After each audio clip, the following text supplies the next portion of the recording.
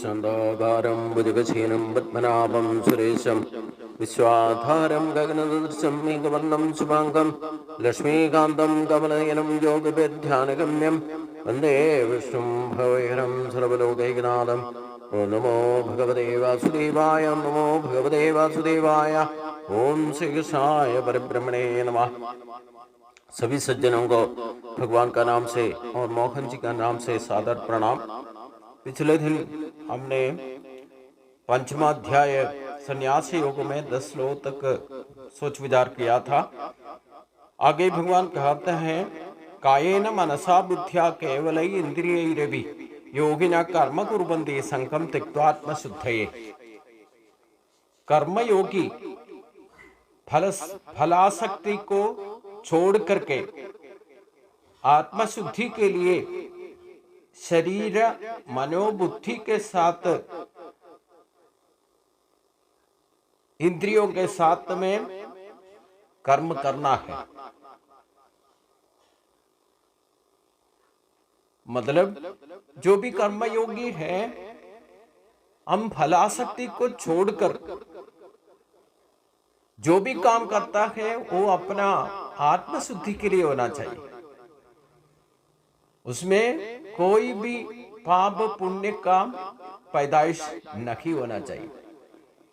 मतलब अंदर और बाहर का शुद्धि के साथ ही फलेच्छे का बिना, कर्तृत्व अभिमान का बिना ही हम यज्ञ स्वरूप में ईश्वरार्पण का तौर पर जो भी काम करेगा वो भगवत प्राप्ति के लिए काफी है। इसलिए वो जो भी काम करेगा वो आत्म शुद्धि के लिए होना चाहिए।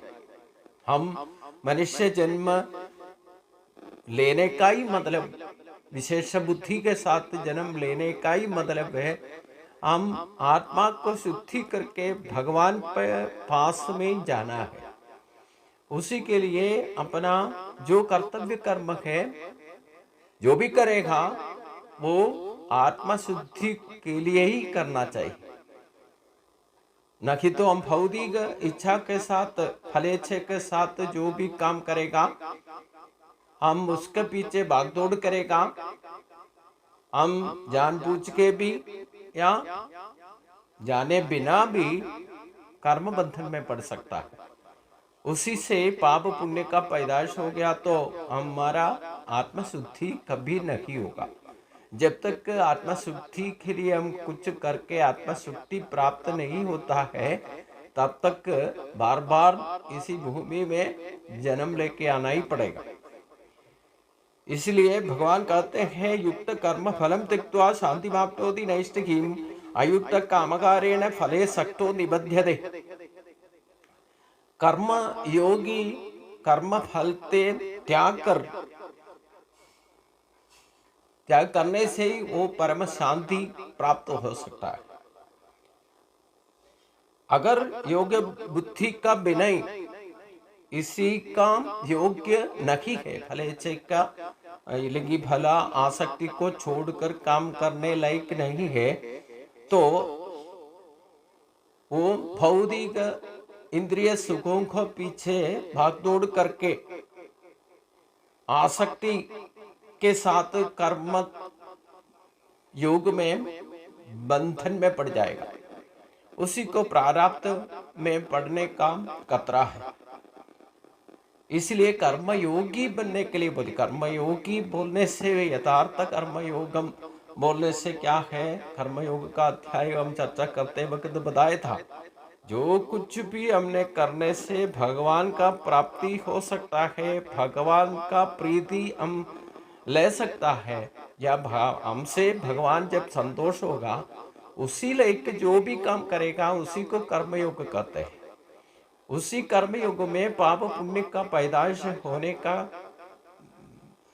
सवाल ही नहीं हो। यज्ञ समर्पण में जो भी सखे भावना से काम करेगा, भगवान ने जो कुछ भी मार्ग बताया उसी भावना से हम कर्म करेगा तो उसी को कर्मयोगी कहता है। अगर वो योग बुद्धि नहीं होने पर, मतलब ये कर्म योग बुद्धि बोलने से यथार्थ कर्म योग बुद्धि भगवत प्राप्ति के लिए, आत्मशुद्धि के लिए करना चाहिए। अगर इसी योग बुद्धि के साथ हम काम करने नहीं करेगा तो जरूर हम कर्म बंधन में पड़ेगा। कर्म बंधन में पड़ने से हम दोबारा जन्म लेके आना ही पड़ेगा। जब तक कर्म बंधन नहीं खत्म होता, कर्म बंधन से मुक्त नहीं होता, तब तक हम जन्म लेना ही पड़ेगा। एक ही मार्ग है, हम भूमि का ही द्वारा ही भूमि में जन्म लेके ये स्थूल शरीर लेकर के आकर के अपना कर्तव्य कर्म को जब तक खत्म नहीं होगा, कितना जन्म भी लेने पड़े तो भी हम जब तक हमने बनाया हुआ कर्म बंधन को हम खुद जब तक मुक्त करने लायक कर्मयोगी नहीं बनेगा, उसी योग बुद्धि के साथ हम कर्म आसक्ति का बिना, जैसे भगवान ने आत्मशुद्धि के लिए कर्म करने का तरीका बताया उसी हिसाब से काम नहीं करेगा तो हम आते ही रहेगा, आते जाते ही रहेगा, इसमें कोई संदेह नहीं है। ये शरीर का प्राप्ति होकर के इसी भूमि में एक ही संकेत है और कहीं में मुक्त होने का कोई प्लेटफॉर्म नहीं है। इसलिए कितना भी जन्म लेने पड़े तो भूमि में ही जाना पड़ेगा। केवल आत्मा को कुछ आत्मशुद्धि के लिए कुछ नहीं कर सकता, केवल शरीर मिलने से भी, शरीर से भी हम कुछ नहीं कर सकता।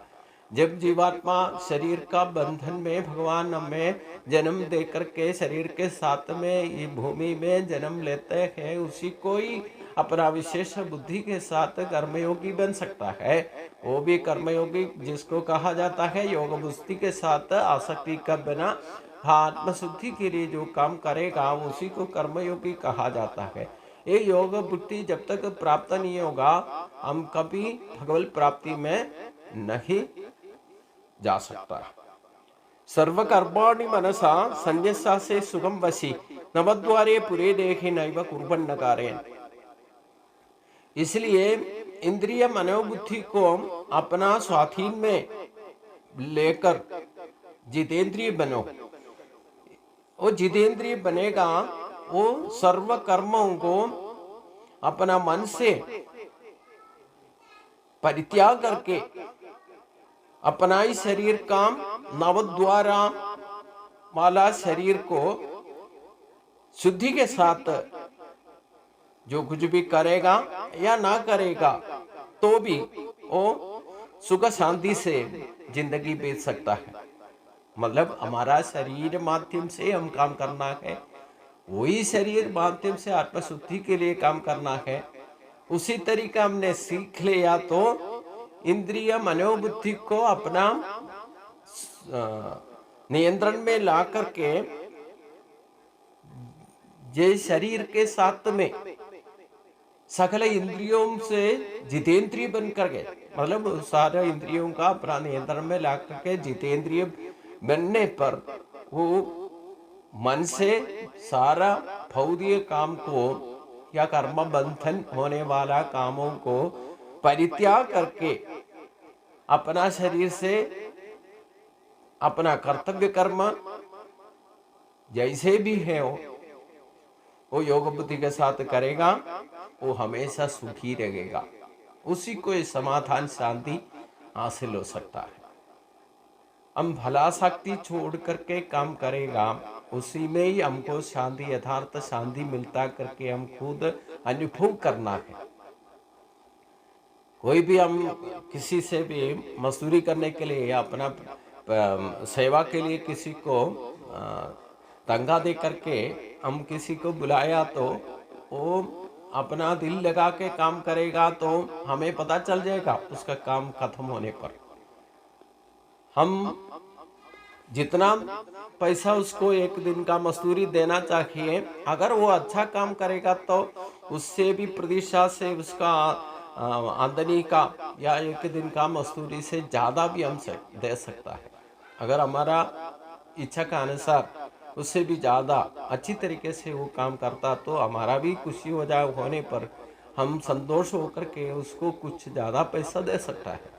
अगर हमारा प्रदेश का अनुसार वो काम नहीं करेगा, मकरागिरी करेगा, उसके बाद जाते वक्त उसको मजदूरी तो देना ही देना है, क्योंकि हमने बुला करके काम कराया। और उसको तो जितना चाहिए उतना देगा, लेकिन उसके बाद में उसको कभी काम पर नहीं बुलाएगा, क्योंकि उधर ही भलेच्छे के साथ में जो काम, भलेच्छे का बिना अपना दिल लगा के जो काम करेगा, उसको शांति समाधान मिलने का रास्ता भगवान ने इसलिए बताया। हम जितना पैसा मिलता है उतना ही काम करेगा तो उतना फल मिलेगा। अगर कितना मिलेगा नहीं मिलेगा उसको सोच करके जो कुछ भी आपने अपना दिल तसल्ली का साथ दिल लगा के काम करेगा, उसको साधारण तौर पर जो डेली मिलने वाला मजदूरी से ज्यादा मिलेगा भी है, उसको रोज काम मिलेगा भी, दोनों तरीके से उसको शांति समाधान मिलेगा। अगर जो भी भले के साथ काम करेगा, केवल मजदूरी के लिए काम करेगा, दिल लगा के काम नहीं करेगा, तो उसको शांति समाधान नहीं मिलेगा। तो एक दिन का जिसको जानता नहीं है वो बुलाकर काम तो करवाएगा, उसको मजदूरी तो देगा, लेकिन उसके बाद में अगर मकरागिरी करेगा तो उसको कभी हम लोग नहीं बुलाएगा ना, तो उसको आगे शांति कैसे मिलेगा? ऐसे हर जगह जाकर करेगा तो उसको काम मिलना ही मुश्किल होगा, वो जिंदगी अशांति में भर जाएगा। इसलिए भगवान बोला है हम दिल लगा के काम करना है, ईश्वर अर्पण का तौर पर काम करना है, अच्छा आत्मशुद्धि का भावना से करना है। हमने सिद्धि सिद्धियों समो भूत्वा समत्वम जो को उच्चते, उसी को योगी कहा जाता है। समबुद्धि से जो काम करेगा उसी को ही सिद्धि सिद्धियों समभूत्वा, जो मिला है नहीं मिला है उसके बारे में उसी टाइम में काम करते हुए कुछ सोचना नहीं, इसी को भले से का बिना ही काम करना कर बोलते हैं। इसका मतलब ये नहीं कि फल नहीं मिलेगा, ऐसे नहीं है। प्रकृति का स्वभाव के अनुसार जो अच्छा काम करेगा उसको अच्छा फल मिलेगा, वो प्रकृति का स्वभाव ही ऐसे है।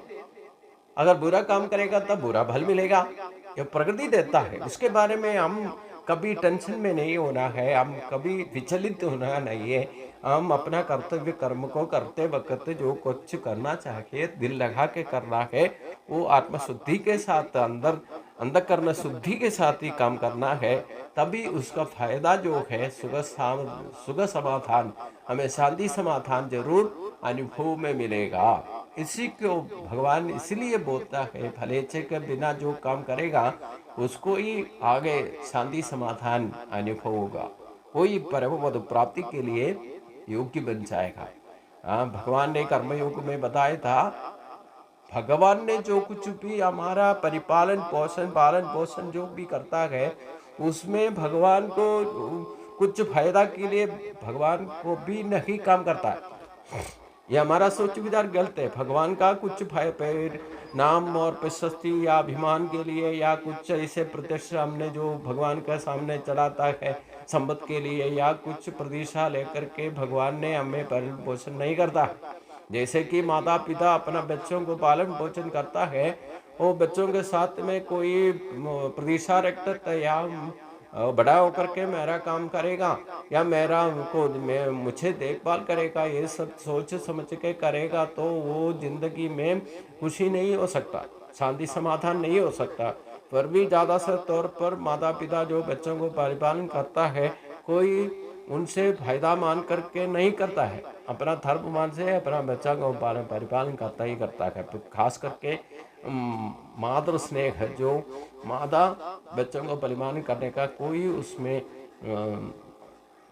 फलेच्छे के साथ में नहीं करता है अपना धर्म को। इसलिए अब पहली तौर पर मातृदेवो भवा करके कहा जाता है।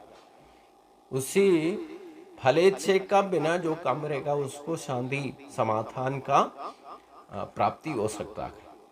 मतलब जितना अब फल के अनुसार भला इच्छा के साथ में काम करेगा वही फल तो मिलेगा। दिल लगा का काम करने से आपको मजदूरी उतना जितना मिलना है उतना तो मिलेगा।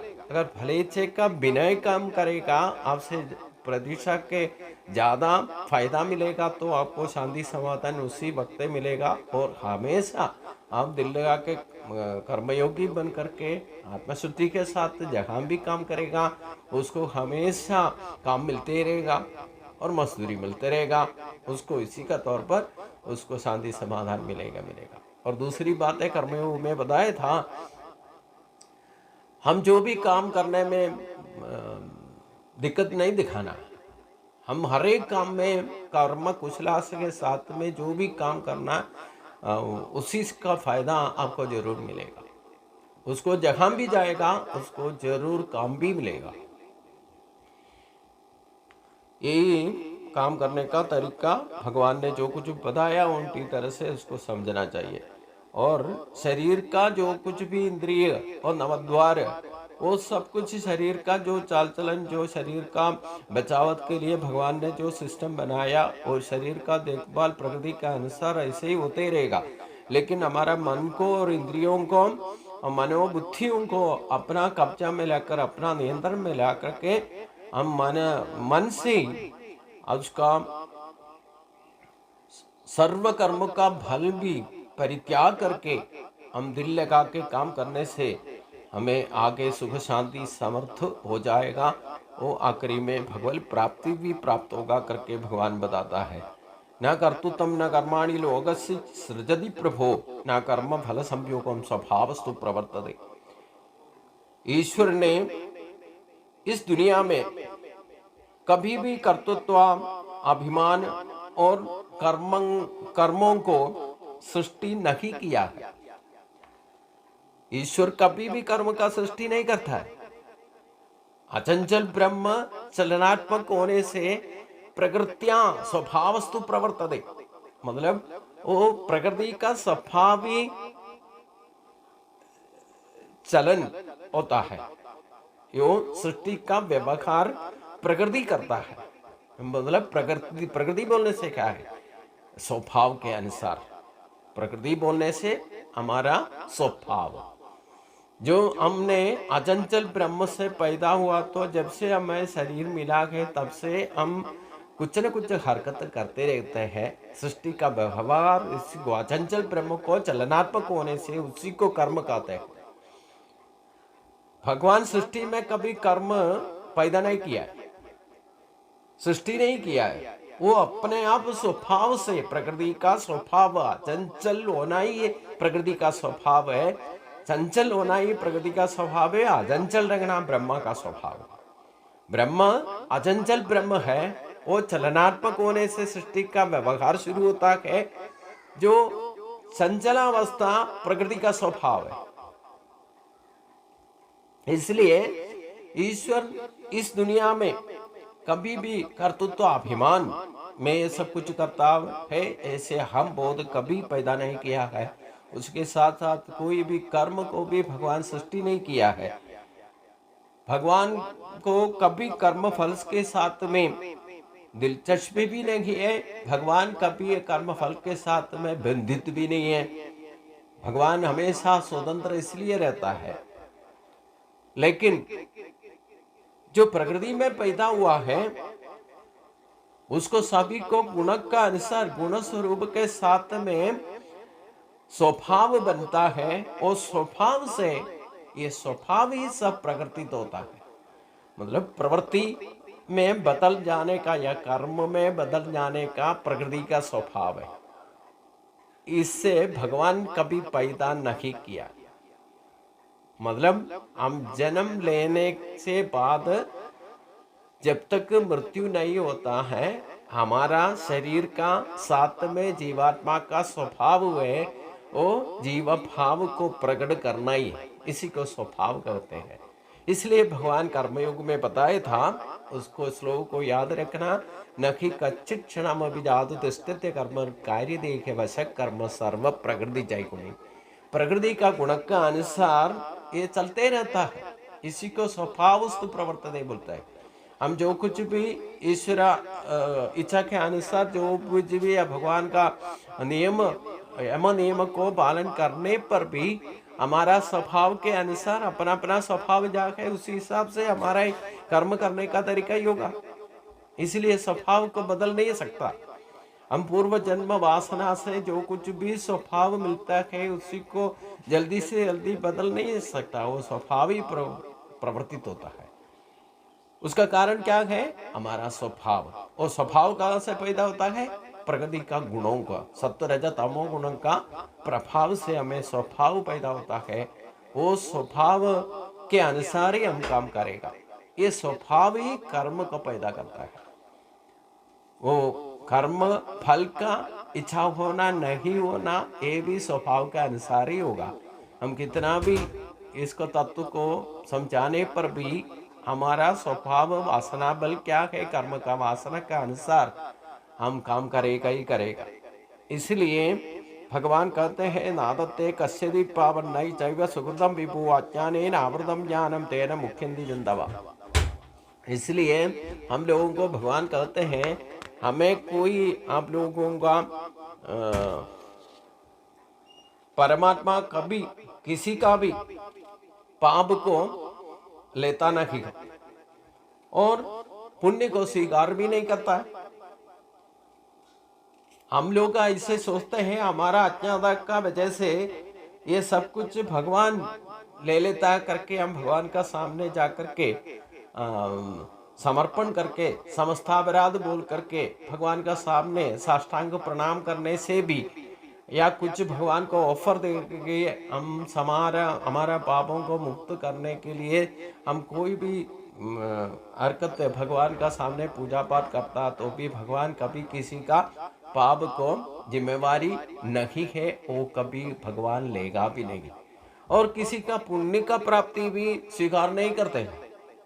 भगवान आत्मशुद्धि के अनुसार रहता है, आत्मशुद्धि के साथ ही रहेगा। ये कर्मों को सृष्टि भगवान नहीं करता है, कर्म फल के साथ में भगवान को कोई संबंध रखता नहीं है। इसलिए भगवान परम शुद्ध है, परम शुद्धि रहेगा। लेकिन हम लोग क्या करते हैं, हमारा अज्ञानता का वजह से हम पुण्य पाप के बारे में ठीक तरह से समझता नहीं है, तो जो कुछ भी काम करते हैं उसी से पुण्य पाप पैदा होता है। इसलिए फलेच्छे का बिना काम करने के लिए हमें बताता है। अगर हमने कोई काम करते वक्त पाप लिया, वो भगवान को समर्पित करेंगे करके भगवान को समर्पित करने से भी पुण्य को भी पाप को भी भगवान स्वीकार नहीं करेगा। हमारा हरकतों से हम पाप करता तो भगवान उसमें जिम्मेवार नहीं करते हैं। अगर पुण्य करेगा तो वो भी भगवान को समर्पित करने से भगवान स्वीकार नहीं करता। दोनों कर्म का फल हम खुद भुगतना ही है, इसी को प्रारब्ध बनता है। इसलिए भगवान, लेकिन हमारा शांति समाधान के लिए हम पूरा अपराध समस्ता अपराध क्षमा करना बोल करके प्रार्थना करके भगवान का सामने साष्टांग प्रणाम करता है और भगवान को कोई ऑफर दे करके कुछ संपत्ति या कुछ पूजा पाठ में हम समर्पित भी करता है हमारे पापों को मुक्त होने के लिए।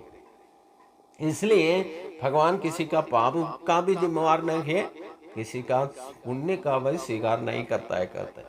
इसलिए परम शुद्धि का आत्मशुद्धि के लिए जो कुछ भी हम पूजा पाठ करता है, हमारा इंद्रियों का भौतिक सुख के लिए जो कुछ भी करता है, हम जो कुछ भी हरकत आत्मशुद्धि का तौर पर करना है, तभी कर्मयोगी बनेगा। वही कर्मयोगी कहता है। ये योग बुद्धि नहीं है, उसी को अज्ञता करते हैं। इसको अज्ञता की वजह से हम पूजा पाठ करता है तो भी पाप को भी पुण्य को भी भगवान को समर्पित करने का सोचेगा, भगवान ये दोनों स्वीकार नहीं करेगा। उसका कोई जिम्मेवारी भगवान नहीं लेगा। हम पुण्य करेगा उसका सुख भी हमने अनुभव करना है, अगर पाप करेगा तो उस दुख भी भुगतना ही हमारा ही काम है। इससे आगे भगवान का क्या कहते हैं हम अगले दिन सोच विचार करेंगे। सभी को नमस्कार।